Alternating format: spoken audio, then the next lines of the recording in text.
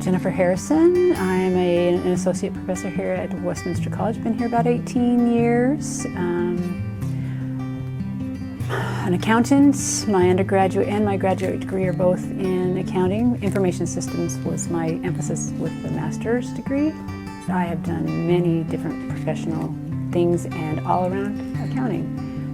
If you had asked me at your age if I'd be teaching ever, never would have even occurred to me. But just through opportunities and things, your career turns into what it is, and I've been teaching now longer than I was in the profession. So that's me.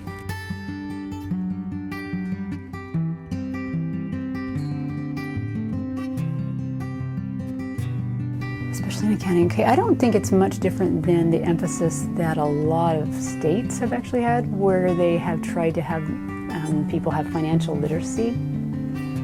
I feel the same about this. Even if you're not a business person or an accounting major, there is information and there are skills and there's terminology that is universal, and just to have that helps you that much more. It takes away barriers, and they're not necessarily barriers that are real.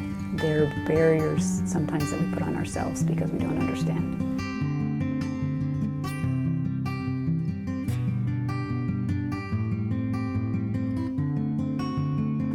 Well, probably not traditional. Do you want to know the shallow reason why? I'll take any of it. Okay, honestly. I went through several majors. A lot of people do that. I finally landed on accounting because it was math-oriented. I liked math, I was good at it. Related to computers, I liked computers, I was good on them. And I was a woman, and there were very few women at that time in accounting. I knew I could get a job. So those were the really shallow reasons that I went into accounting.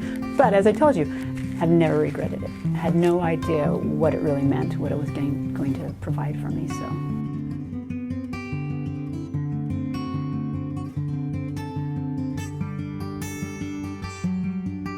I did a very traditional introduction into accounting. I did my CPA license, worked for a Big 4 firm that was Big 8 back then.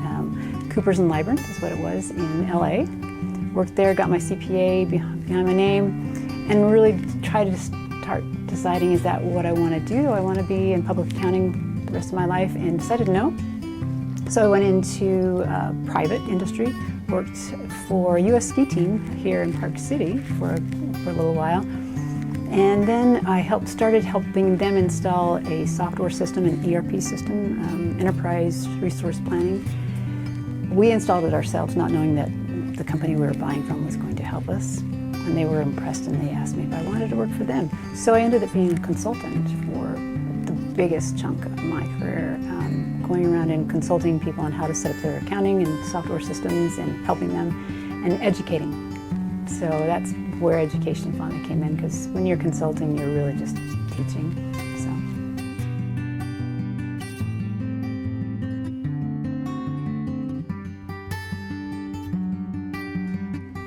My students, well, they're really the reason I'm here.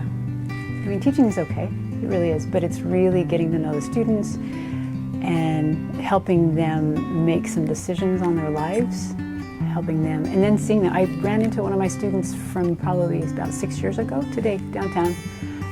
So it was so cool to see him and just chat and catch up and see what he's been doing with his life. And he's in an accounting firm, and I'm just so proud. So.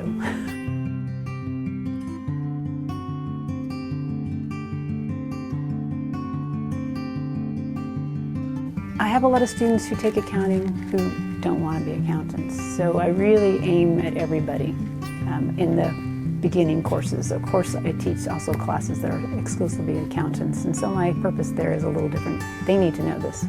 There are laws that they need to follow. So for those classes, very specific content. For the general business student, it's again back to, I just want them to feel comfortable and understand that this isn't knowledge that's unreachable. A lot of people think it's just really esoteric. Is that a bad word to use? Esoteric. Does everybody know that word? Okay. I do not, but I'll Google it afterwards. I'm trying to think of the simplified, what is it, esoteric? has a hidden meaning. It's hard to understand. So a lot of people think business accounting is just hard to understand and very few people can get it. That's not true. It's very, very simple. And another misunderstanding that I always try to get my students to understand is accounting really isn't very hard as far as the numbers go. It's really, really easy. If you know how to add and subtract, multiply and divide, you got the math down. There are some rules around it, yes. There's some special language around it, yes. You can learn those. But the best accountants know how to communicate. They can talk. They can take a difficult topic or an esoteric topic, something that's got terminology that not everybody understands, and they can boil it down and teach it to somebody. It doesn't matter if it's the accounting clerk or if it's the CFO of the company. If you can do that, you're a good accountant.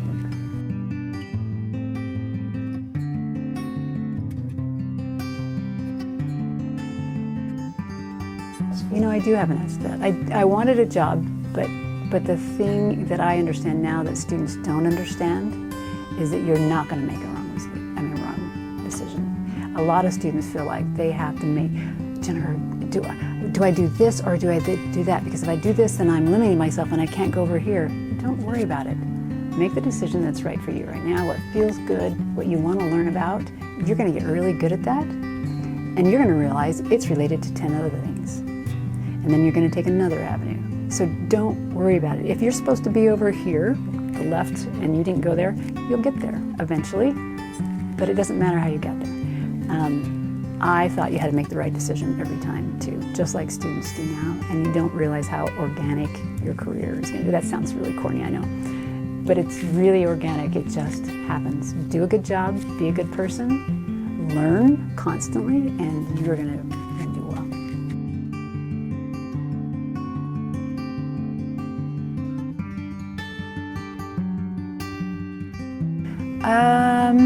Well, like I told you, I did consulting.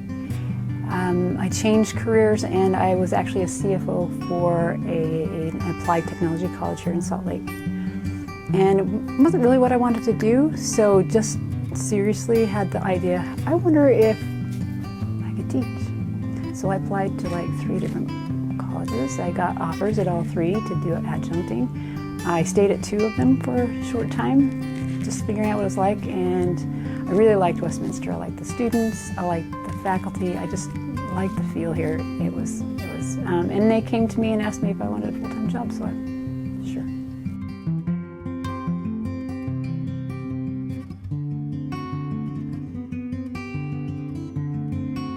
How would I expect my students to go on to change the world? I just hope that they're good people, quite honestly. I don't care about their career. I know they do, and I know they need to have a good career, and I know they need to be a solid citizen wherever they end up being. But I just hope that they're good people, quite honestly. I think when we're teaching, we teach people to be whole more than we just teach them to have a skill. You can be a really good accountant, but you can be an awful person. And I wouldn't have been as excited to see the student I was telling you about today if I knew he was just an awful person. But I know him, and I know how awesome he is. And knowing where he's at, I know he's influencing other people with who he is. And I know he's doing a good job. And I know he's representing Westminster very well. So, no, that's not hard to answer at all. My name is Rick Haskell, and I'd like to thank you for watching this video as part of the Bill and Vieve Gore School of Business's Business Certificate Series. I'm a finance professor in the business school, where I'm also the director for the college's Center for Financial Wellness. The Business Certificate Series is offered through the center as part of our outreach through the Gore School of Business. You can follow us on social media through Westminster's Instagram, YouTube, LinkedIn, or Facebook pages. You can use the QR codes provided or simply go to these websites. Thank you.